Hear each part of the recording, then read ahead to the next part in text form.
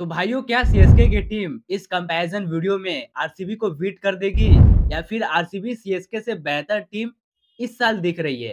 तो भाई यार बातें करेंगे सभी के ऊपर, लेकिन सबसे पहले मैं आप सभी को एक बात बता देना चाहता हूँ। हम लोग यहाँ पर सबसे पहले हर एक प्लेयर का स्टैट्स देखते हैं, फिर हर एक प्लेयर्स को प्लेइंग 11 के हिसाब से उनको पॉइंट्स देते चलते हैं।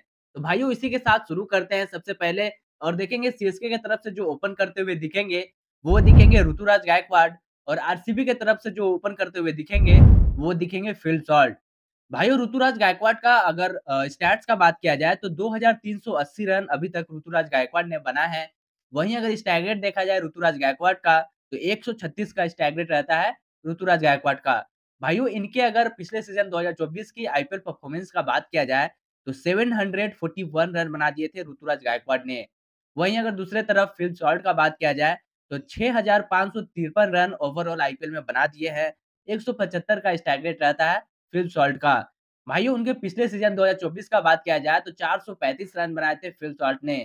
भाइयों रही बात इन दोनों में से अगर पावर प्ले का इस्तेमाल करना हो तो कौन-सा प्लेयर बेहतरीन इस्तेमाल कर लेगा? तो मेरे को लगता है भाइयों कि इस बैटल को जो है वो ऋतुराज गायकवाड़ जीतते हुए दिखेंगे। क्योंकि देखो भाइयों ऋतुराज गायकवाड़ के पास एक पेशेंस है गेम को लेकर और कहीं न कहीं कंसिस्टेंट रहते हैं। और ऐसा नहीं है कि फिल सॉल्ट खराब बल्लेबाज है और वो पावर प्ले का इस्तेमाल नहीं करते हैं, ऐसा नहीं है। वो भी एक तगड़े और स्ट्रॉन्ग बैट्समैन हैं। पावर प्ले को कैसे इस्तेमाल किया जाता है, वो चीज़ आप फिल सॉल्ट से भी सीख सकते हो। लेकिन भाई यार कहीं न कहीं गेम को बनाते हैं ऋतुराज गायकवाड़, गेम को लेकर चलते रहते हैं। तो मेरे हिसाब से भाइयों ऋतुराज गायकवाड़ जो है इस बैटल को जीतेंगे और इसी के साथ आगे बढ़ेंगे तो देखेंगे भाइयों सीएसके की तरफ से जो नॉन स्ट्राइक पे रहेंगे, वो रहेंगे डेवन कॉनवे और आरसीबी की तरफ से जो नॉन स्ट्राइक पे रहेंगे, वो रहेंगे विराट कोहली। भाइयों डेवन कॉनवे का स्टैट्स का बात किया जाए तो 924 रन बना है उन्होंने आईपीएल करियर में और 141 का स्ट्राइक रेट रहता है डेवन कॉनवे का। भाइयों पिछले सीज़न का बात किया जाए तो डेवन कॉनवे पिछले सीज़न नहीं खेले थे आईपीएल क्योंकि उनका बैक इंजरी हुआ था। इसी वजह से उन्होंने 2024 का आईपीएल नहीं खेले थे। भाइयों विराट कोहली का अगर स्टैट्स का बात किया जाए तो 8004 रन विराट कोहली बना है अभी तक ओवरऑल और 132 का स्ट्राइक रेट रहता है विराट कोहली का। भाइयों पिछले सीज़न 2024 के आईपीएल का बात किया जाए विराट कोहली का, तो 741 रन उन्होंने पिछले सीज़न बनाए थे आईपीएल में। भाइयों रही बात इन दोनों में से अगर कंपैरिज़न की, तो मेरे को लगता है कहीं न कहीं विराट कोहली जो है ये बैटल को जीत जाएँगे और पावर प्ले का भी बेहतरीन इस्तेमाल करते हैं विराट कोहली। और पता नहीं आईपीएल आते ही वो एक किस लेवल का फ़ॉर्म में आ जाते हैं, एक अलग ही लेवल का। देखो डेविन कॉनवे भी बहुत ही बेहतरीन प्लेयर है, लेकिन बात आ जाए जब विराट कोहली से ना, तो वहाँ पर आपको डेविन कॉनवे हारते हुए दिखेंगे।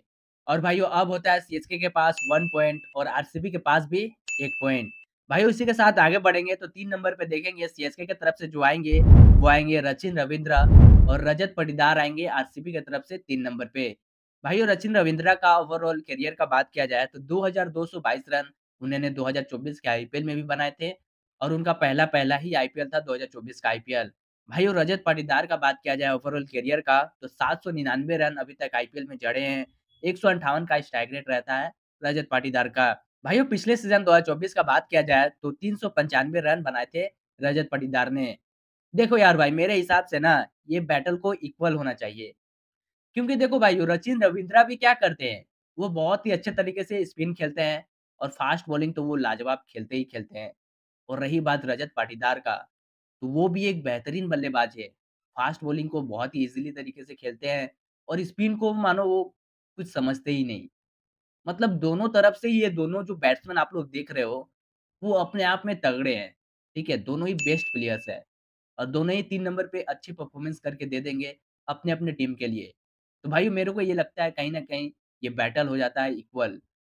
ये बैटल भाइयों इक्वल होता है और इसी के साथ आगे बढ़ते हैं तो देखते हैं 4 नंबर पे राहुल त्रिपाठी आएँगे सीएसके की तरफ से और लियाम लिविंगस्टन आएँगे आरसीबी की तरफ से 4 नंबर पे।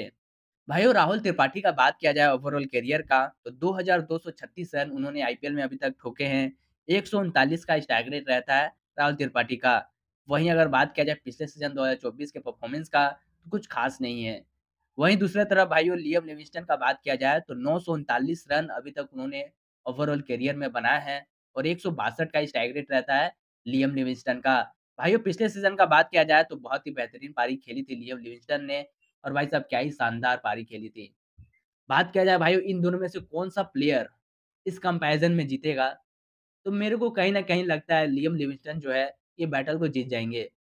और ये चीज़ मेरे को ही नहीं, शायद आपको भी लग रही होगी कि लियाम लिविंगस्टन जिस तरीके का प्लेयर है, जिस लेवल का वो बैट्समैन है और क्या ही रिस्ट में पावर है भाई। तो कहीं न कहीं ये बैटल को लियाम लिविंगस्टन ही जीतते हैं। और देखा जाए राहुल त्रिपाठी बहुत दिनों से वो फ़ॉर्म में नहीं चल रहा है और बहुत सारे गेम्स जो होते हैं, रणजी ट्रॉफ़ी, विजय हज़ारे ट्रॉफ़ी, ये सारे गेम्स भी वो नहीं खेलते हुए दिख रहे हैं। तो कहीं न कहीं लियाम लिविंगस्टन जो है, ये बैटल को डेफ़िनिटली जीतेंगे। भाई इसी के साथ आगे बढ़ते हैं तो देखते हैं सैम करन आएँगे सीएसके की तरफ से 5 नंबर पे और 5 नंबर पे जितेश शर्मा आएँगे आरसीबी की तरफ से। भाइयों सैम करन का अगर स्टैट्स देखकर आपको बताऊँ, तो सैम करन ने अभी तक आईपीएल में 883 रन बना दिए हैं। और स्ट्राइक रेट देखा जाए तो 136 का स्ट्राइक रेट रहता है सैम करन का। पिछले सीज़न का बात किया जाए तो 416 रन बनाए थे सैम करन ने पिछले सीज़न। जितेश शर्मा का भाइयों बात किया जाए ओवरऑल करियर का तो 730 रन अभी तक उन्होंने ठोके हैं आईपीएल में और 151 का स्ट्राइक रेट रहता है जितेश शर्मा का। भाइयों पिछले सीज़न का बात किया जाए तो कुछ खास नहीं था जितेश शर्मा के लिए पिछले सीज़न का 2024 का आईपीएल 187 रन ही बनाए थे पिछले सीज़न। भाइयों रही बात इन दोनों में से कौन-सा प्लेयर बेहतरीन आपको खेलते हुए दे देगा, तो मेरे को कहीं न कहीं लगता है कि सैम करन जो है वो इस बैटल को जीतेंगे। क्योंकि भाई वो एक बॉलिंग करके भी दे देता है आपको और भाई साहब वो बैटिंग तो करते ही करते हैं, ऑल-राउंडर भी है और बहुत अच्छे प्राइज़ में बिके हैं इस बार सीएसके के लिए। तो कहीं न कहीं सीएसके इस बैटल को जीत जाएगी। और इसी के साथ भाइयों आगे बढ़ते हैं तो 6 नंबर पे देखेंगे सीएसके की तरफ से आएँगे शिवम दुबे और टीम डेविड आएँगे आरसीबी की तरफ से 6 नंबर पे। भाइयों बात किया जाए शिवम दुबे का तो 146 का स्ट्राइक रेट से 396 रन पिछले सीज़न बनाए थे। वहीं बात किया जाए टीम डेविड तो 700 रन करीब बनाए थे पिछले सीज़न 170 का स्ट्राइक रेट से। भाइयों देखो इन दोनों में से ना मेरे को लगता है कहीं न कहीं शिवम दुबे जो है एक अलग लेवल का प्लेयर बन जाते हैं। वो खासकर 17 से 16 से 20 ओवर के बीच जब आते हैं ना और जिस हिसाब से अभी फ़ॉर्म में चल रहे हैं भाई साहब बॉलिंग के साथ हो, बैटिंग के साथ हो और शिवम दुबे मानो एक गज़ब का प्लेयर है भाई। उनको कंपेयर करना टीम डेविड से शायद टीम डेविड यहाँ पर हारते हुए दिखेंगे। क्योंकि टीम डेविड कभी-कभी ज़्यादा ही एग्रेशन में आ जाते हैं और अपना विकेट गँवा बैठते हैं। वहीं शिवम दुबे आपको स्पिन बहुत अच्छे तरीके से खेलते हुए दिखेंगे। फ़ास्ट बॉलिंग भी बहुत अच्छे खेल ही लेते हैं ठीक ही ठाक। लेकिन ये बैटल को शिवम दुबे ही जीतेंगे मेरे हिसाब से। आपके हिसाब से भाइयों क्या रहेगा? आप कमेंट करके बता सकते हो। अगर मैं कहीं-कहीं गलत होऊँगा, गलत तो होऊँगा ही ऑब्वियसली, तो आप कमेंट करके ज़रूर बताना। देखो यहाँ पर मैं ना तो आरसीबी की टीम से होकर बात कर रहा हूँ, ना ही सीएसके की टीम से होकर बात कर रहा हूँ। मैं जस्ट एक जेन्युइन ओपिनियन देकर बात कर रहा हूँ और भाइयों आपके सामने मैं इस चीज़ को रख रहा हूँ। हमने जो भी करे हैं अभी तक और जो भी करता हूँ मैं आप ही लोगों के सामने करता हूँ। मैं जस्ट एक मेरा स्क्रिप्ट लिखा रहता है एक डायरी में और उनमें स्टैट्स लिखे रहते हैं। मैं आपको देखकर बताता हूँ और आप ही के सामने कंपैरिज़न करता हूँ। भाइयों इसी के साथ आगे बढ़ते हैं तो देखते हैं 7 नंबर पे जो आएँगे सीएसके की तरफ से वो आएँगे रवींद्र जडेजा और कुणाल पांड्या आएँगे आरसीबी की तरफ से 7 नंबर पे। भाइयों रवींद्र जडेजा का अगर स्टैट्स देखूँ तो रवींद्र जडेजा ने 2960 रन बना दिए हैं अभी तक आईपीएल में स्ट्राइक रेट देखा जाए तो 130 का स्ट्राइक रेट लगभग रहता ही रहता है। पिछले सीज़न का बात करें भाइयों तो 267 रन बनाए थे, साथ ही साथ 15 विकेट भी चटकाए थे रवींद्र जडेजा ने। भाइयों कुणाल पांड्या का बात किया जाए तो 1647 रन कुणाल पांड्या अभी तक बनाए हैं। वहीं अगर स्ट्राइक रेट देखा जाए तो 132 का स्ट्राइक रेट रहता है कुणाल पांड्या का। पिछले सीज़न का बात किया जाए कुणाल पांड्या का तो 310 रन कुणाल पांड्या ने बनाए थे बैट से और बॉल से उन्होंने 8 विकेट भी चटकाए थे। भाइयों बात किया जाए इन दोनों में से कंपैरिज़न में जीतते कौन है? तो मेरे को लगता है कहीं न कहीं रवींद्र जडेजा जो है, ये बैटल को जीत जाएँगे। कहीं न कहीं देखो भाइयों रवींद्र जडेजा जब बैटिंग करने आते हैं ना, तो उनका आप एक चीज़ ध्यान देना कि उनका इंटेंट क्लियर रहता है। उनका इंटेंट क्लियर रहता है बस आना है और मार कर जाना है, क्योंकि उसके बाद धोनी आ रहे होते हैं। और भाई साहब वो बॉलिंग करके भी विकेट निकाल देते हैं। तो डेफ़िनेटली मेरे को यही लगता है कि रवींद्र जडेजा जो है ये बैटल को जीतेंगे। भाइयों इसी के साथ आगे बढ़ते हैं तो देखते हैं 8 नंबर पे जो आएँगे सीएसके की तरफ से, वो आएँगे महेंद्र सिंह धोनी और 8 नंबर पे आरसीबी की तरफ से जो आएँगे, वो आएँगे रसिकदार। भाइयों देखो इस बैटल में ऑब्वियसली महेंद्र सिंह धोनी ही जीतेंगे। बिकॉज़ राशिकदार जो है उनका पहला-पहला आईपीएल होगा और भाई ये धोनी से कंपैरिज़न क्या ही करें राशिकदार का, है ना? तो ये बैटल भी धोनी ही जीतते हैं और सीएसके बहुत ही अच्छा टीम बनाई है इस सीज़न और बहुत ही स्ट्रॉन्गेस्ट टीम दिख रही है भाइयों। और इसके बाद बात किया जाए भाइयों तो 9 नंबर पे जो आएँगे सीएसके की तरफ से, वो आएँगे जेम्स ओवरटन और भाइयों यश दयाल आएँगे आरसीबी की तरफ से 9 नंबर पे। भाइयों जेम्स ओवरटन का बात किया जाए तो 112 विकेट चटकाए हैं उन्होंने और भाई साहब 9 का इकोनॉमी रहता है जेम्स ओवरटन का। यश दयाल का बात किया जाए भाइयों तो 28 विकेट उन्होंने अभी तक चटकाए हैं और 9.56 का इकोनॉमी रहता है यश दयाल का। भाइयों देखो जेम्स ओवरटन जो है ना, वो एक अलग लेवल का बॉलर भी है और यहाँ पर एक आपको बैटिंग करके भी दे सकते हैं। सीएसके को बैटिंग करके भी दे सकते हैं और बॉलिंग तो ख़ैर वो करते ही है। और अभी इंडिया वर्सेस इंग्लैंड में जिस तरीके से बॉलिंग कर रहे हैं और साथ ही साथ बैट से रन बना रहे हैं, भाई समझ सकते हो उस बंदे का थिंकिंग पावर कहाँ तक है।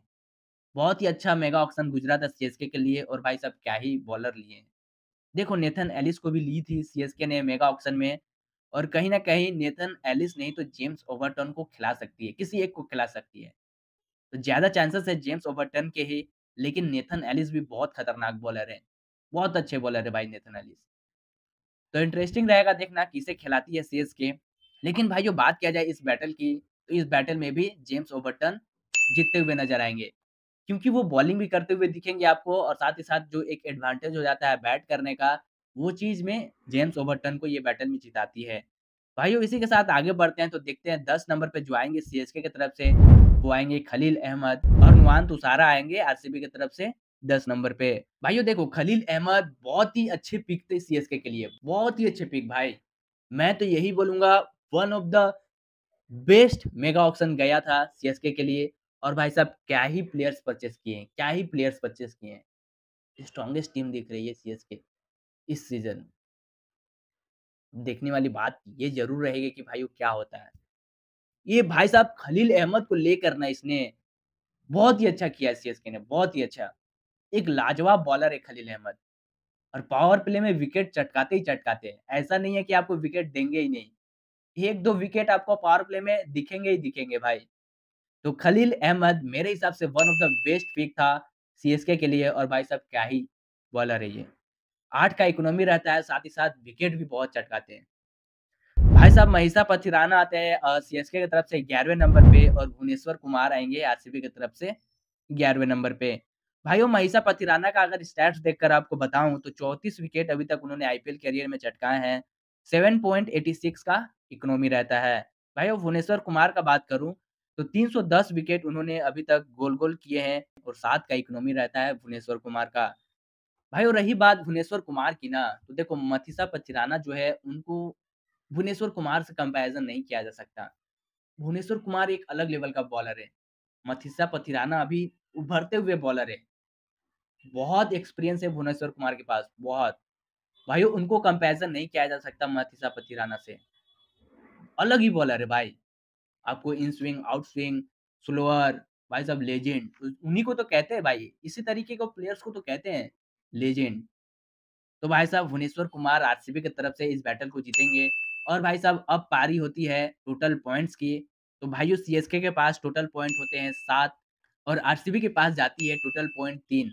भाइयों एक जो बैटल थी वो हो गया था इक्वल जो कि था सचिन रविंद्रा और रजत पाटीदार का। दोनों ही अच्छे बल्लेबाज हैं तो मैंने सोचा कि इक्वल करना ही इस बैटल को सही होगा। तो भाइयों ये रही सीएसके वर्सेस आरसीबी की कंपैरिज़न वीडियो। अगर मैं कहीं न कहीं गलत होऊँगा तो आप कमेंट करके ज़रूर बताना। नहीं गलत होऊँगा, वीडियो अगर अच्छी लगी होगी तो आप वीडियो को एक लाइक ज़रूर करना। चैनल को सब्सक्राइब करते रहना भाइयों। मिलते हैं दूसरे और किसी वीडियो में, किसी और टीम के साथ कंपैरिज़न करते हुए। तब तक के लिए थैंक यू सो मच।